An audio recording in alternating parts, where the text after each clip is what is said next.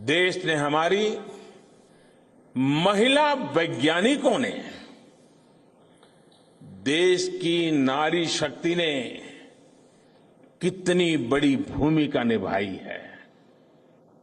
चंद्रमा का शिव शक्ति पॉइंट सदियों तक भारत के इस वैज्ञानिक और दार्शनिक चिंतन का साक्षी बनेगा।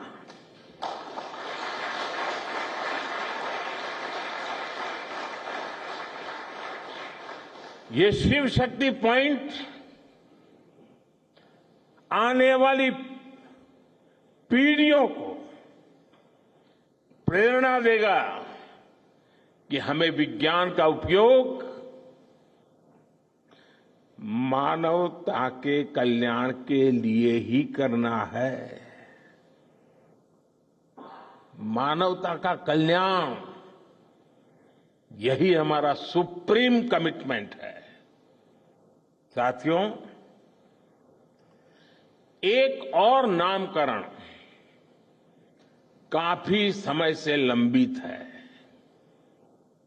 4 साल पहले जब चंद्रयान-2 चंद्रमा के पास तक पहुंचा था, जहां उसके पदचिन्ह पड़े थे, तब ये प्रस्ताव था कि उस स्थान का नाम तय किया जाए। लेकिन उन परिस्थितियों में निर्णय लेने के स्थान पर हमने प्रण लिया कि जब चंद्रयान-3 सफलतापूर्वक चांद पर पहुंचेगा, तब हम दोनों पॉइंट का नाम एक साथ रखेंगे।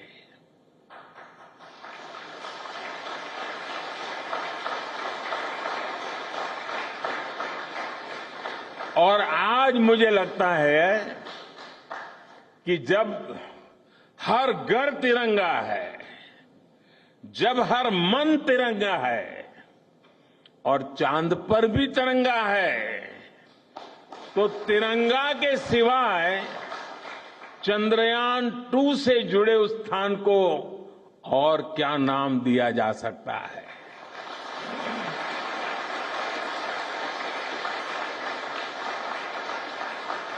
इसलिए चंद्रमा के जिस स्थान पर चंद्रयान-2 ने अपने पदचिन्ह छोड़े हैं, वो पॉइंट अब तिरंगा कहलाएगा।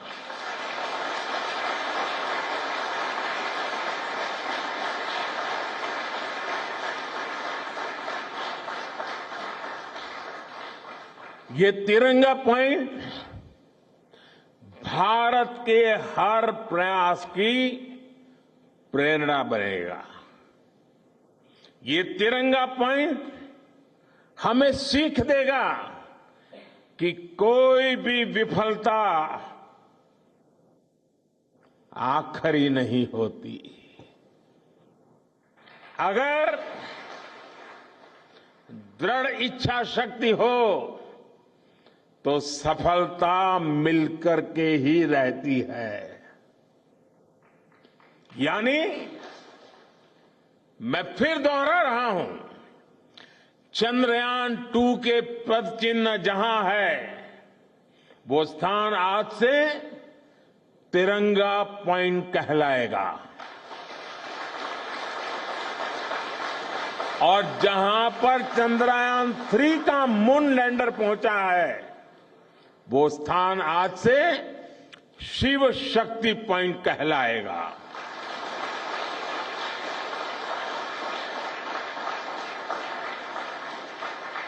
साथियों, आज भारत दुनिया का चौथा ऐसा देश बन चुका है जिसने चंद्रमा की सतह को छुआ है। ये सफलता तब और अधिक बड़ी हो जाती है जब हम ये देखते हैं कि भारत ने अपनी यात्रा कहां से शुरू की थी। एक समय था जब भारत के पास जरूरी तकनीक नहीं थी, सहयोग भी नहीं था। हमारी गिनती थर्ड वर्ल्ड यानी थर्ड रो में खड़े देशों में होती थी। थर्ड वर्ल्ड थर्ड रो में खड़े हुए लोगों में होती थी। वहां से निकलकर आज भारत दुनिया की 5वीं सबसे बड़ी अर्थव्यवस्था बना है।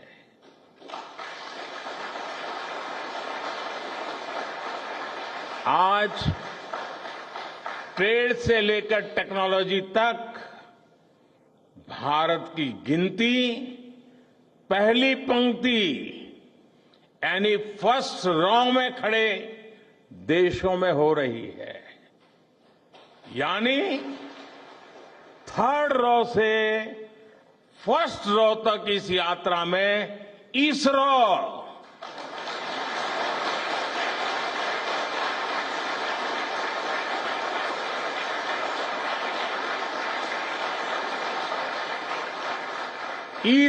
जैसी संस्थानों की बहुत बड़ी भूमिका रही है।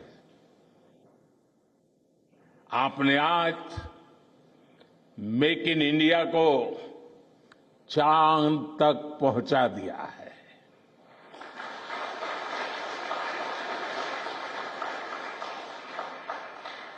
मेरे परिवारजनों, मैं आज आपके बीच आकर विशेष तौर पर देशवासियों को आपकी मेहनत के बारे में बताना चाहता हूं। जो मैं बातें बता रहा हूं वो आपके लिए नई नहीं है, लेकिन आपने जो किया है, जो साधना की है, वो देशवासियों को भी पता होना चाहिए। भारत के दक्षिण हिस्से से चंद्रमा के दक्षिणी ध्रुव तक चंद्रयान की ये यात्रा आसान नहीं थी। मून लैंडर की सॉफ्ट लैंडिंग सुनिश्चित करने के लिए हमारे वैज्ञानिकों ने इसरो की रिसर्च फैसिलिटी में आर्टिफिशियल मून तक बना डाला। इस आर्टिफिशियल मून पर विक्रम लैंडर को अलग अलग तरीके से सरफेस पर उतारकर उसका टेस्ट किया गया था। अब इतने सारे एग्जाम देकर हमारा मून लैंडर वहां गया है, तो उसे सक्सेस मिलनी ही मिलनी थी।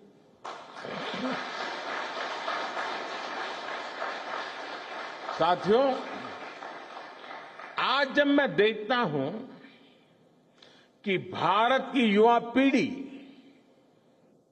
साइंस को लेकर, स्पेस को लेकर, इनोवेशन को लेकर इतनी एनर्जी से भरी हुई है, तो उसके पीछे हमारे ऐसे ही स्पेस मिशंस की सफलता है। मंगलयान की सफलता ने, चंद्रयान की सफलता ने, गगनयान की तैयारी ने देश की युवा पीढ़ी को एक नया मिजाज दे दिया है। आज भारत के छोटे छोटे बच्चों की जुबान पर चंद्रयान का नाम है। आज भारत का हर बच्चा आप वैज्ञानिकों में अपना भविष्य देख रहा है। इसलिए आपकी उपलब्धि सिर्फ ये नहीं है कि आपने चांद पर तिरंगा लहराया, लेकिन आपने एक और बड़ी उपलब्धि हासिल की है, और वो उपलब्धि है भारत की पूरी पीढ़ी को जागृत करने की, उसे नई ऊर्जा देने की,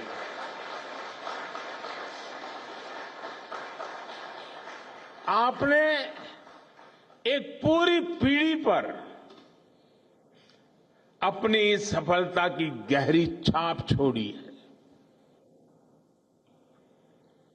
आज से कोई भी बच्चा रात में जब चंद्रमा को देखेगा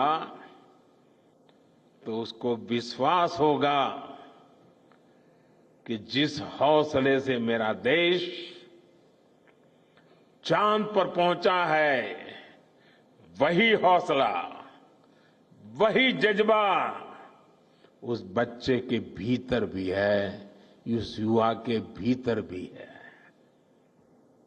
आज आपने भारत के बच्चों में आकांक्षाओं के जो बीज बोए हैं, कल वो वट वृक्ष बनेंगे और विकसित भारत की नींव बनेंगे।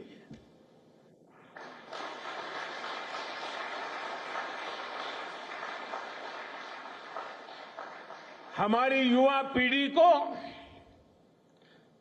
निरंतर प्रेरणा मिलती रहे, इसके लिए एक और निर्णय लिया गया है। 23 अगस्त को जब भारत ने चंद्रमा पर तिरंगा फहराया, उस दिन को अब हिंदुस्तान नेशनल स्पेस डे के रूप में मनाया जाएगा।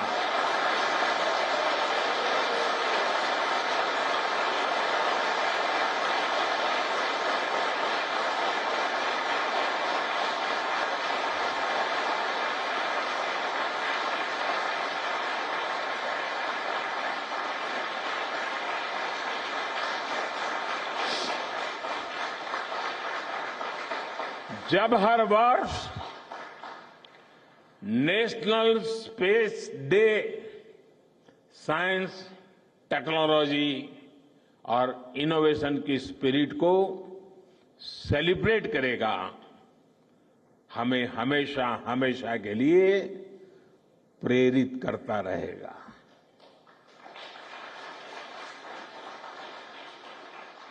मेरे परिवारजनों, आप भी जानते हैं कि स्पेस सेक्टर का जो सामर्थ्य है, वो सैटेलाइट लॉन्च करने या अंतरिक्ष की खोज से कहीं ज्यादा बड़ा है।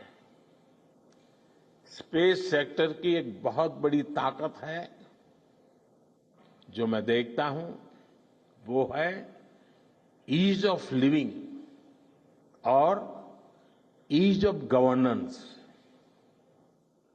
आज देश में स्पेस एप्लीकेशंस को गवर्नेंस के हर पहलू से जोड़ने की दिशा में बहुत बड़ा काम हुआ है। आप लोगों ने जब मुझे प्रधानमंत्री के रूप में काम का दायित्व दिया,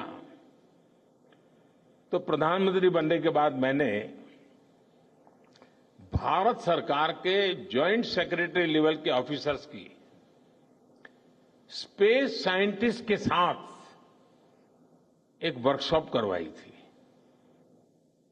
और इसका मकसद ये था कि गवर्नेंस में, शासन व्यवस्था में ट्रांसपेरेंसी लाने में स्पेस सेक्टर की ताकत का ज्यादा से ज्यादा इस्तेमाल कैसे करें।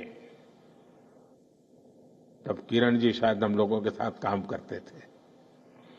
इसी का नतीजा था जब देश ने स्वच्छ भारत अभियान शुरू किया, शौचालयों का निर्माण शुरू किया, करोड़ों घरों को बनाने का अभियान चलाया, तो इन सब के मॉनिटरिंग के लिए, उसकी प्रगति के लिए स्पेस साइंस ने बहुत मदद की। आज देश में दूर दराज के इलाके में एजुकेशन, कम्युनिकेशन और हेल्थ सर्विसेज पहुंचाने में स्पेस सेक्टर की बहुत बड़ी भूमिका है। इन दिनों आजादी के अमृत महोत्सव के निमित्त जो जिले जिले में अमृत सरोवर बन रहे हैं, उसका भी टैगिंग, उसकी भी मॉनिटरिंग स्पेस के द्वारा ही हो रही है। बिना स्पेस टेक्नोलॉजी के हम टेलीमेडिसिन और टेली एजुकेशन की कल्पना तक नहीं कर सकते। स्पेस साइंस ने देश के रिसोर्सेज के ऑप्टिमम यूटिलाइजेशन में भी बहुत मदद की है। हमारे देश के एग्रीकल्चर सेक्टर को ताकत देने में, मौसम का अनुमान लगाने में स्पेस सेक्टर जो मदद करता है, वो देश का हर किसान जानता है। आज वो देख लेता है अपने मोबाइल पर अगले सप्ताह मौसम का क्या हाल है। देश के करोड़ों मछुआरों को आज नाविक सिस्टम से जो सटीक जानकारी मिल रही है, वो भी आप ही की देन है। आज जब देश में बाढ़ आती है, कोई प्राकृतिक आपदा आती है, भूकंप आता है, तो हालात की गंभीरता का पता लगाने में आप सबसे पहले आगे आते हैं। If you're just joining us, you're watching WION World is One. We are live in Bengaluru, where the Indian Prime Minister Narendra Modi is currently congratulating the Isro scientists team for their successful Chandrayaan-3 spacecraft landing on the South Pole of the Moon, which is a first in history and a fourth country or fourth nation to land on the Moon. And the Prime Minister of India has declared August 23rd as Hindustan National Space Day. Once again, the Indian Prime Minister has declared August 23rd as Hindustan National Space Day. We're now being joined by our senior correspondent, Siddharth MP, who is live in Bengaluru. Siddharth MP, good to see you. Probably you can decode to us and to our viewers what the Indian Prime Minister had to say in Bengaluru and what's the latest from the moon. Eric, so all going well on the moon to start off with. Chandrayaan-3 mission is progressing as smooth as ever. The lander is in good health, the rover is in good health. In fact, Isro has shared a video that the rover has been deployed, it's traversing the lunar surface, and in fact even there's evidence, Isro has tweeted out that the equipment on board the lander and the rover, that is the scientific payloads, have been switched on. But in addition to that, let's remember that the most significant aspects of the Prime Minister's speech are the fact that Chandrayaan-2's impact point, of course Chandrayaan-2 did not soft land, it had crash landed on the moon and it was destroyed on impact. So that particular impact point has been named as Tiranga point, which means tricolor point, of course referring to the Indian national flag. And as far as Chandrayaan-3's landing site is concerned, he has named it Shiv Shakti point. So the first one, of course, referring to Tiranga or invoking patriotism, and the second one invoking divinity and Hindu religion there. So that is what Prime Minister has summed up in his speech. And of course, the most important part of what he has mentioned is he has lauded the Isro scientists for their determination and for all the hard work that they've done over the last 4 years, because this is the third time, notably Eric, that the Prime Minister is visiting, Narendra Modi is visiting Isro's tracking facility in Bengaluru. The first time was just after he was sworn in as Prime Minister in a few months. The Mars orbiter mission, India's Mangalyaan in 2014, had entered Martian orbit. So that was just an orbiter mission. So the success of the mission means the craft has to enter Martian orbit. So when that happened, the Prime Minister was there at ISRO in Bengaluru in 2014. So that time as well, he had delivered a speech about the Mars orbiter mission and its success. And here we are in 2023 when the Prime Minister is addressing after the successful soft landing of Chandrayaan-3, because he was earlier in Johannesburg, South Africa, and he's just back in Bengaluru straight from his visit to Greece as well, the first visit of an Indian Prime Minister to Greece in 40 years. Let's also remember that in 2019 the Prime Minister was here at ISRO, but that time the scenes were completely different, because that was when Chandrayaan-2 had impacted or crash landed on the moon, and it was a totally different feel at that point in time? Because, that time the ISRO scientists were dejected at what had happened. But, now is in clear contrast to what had happened in 2019, Eric.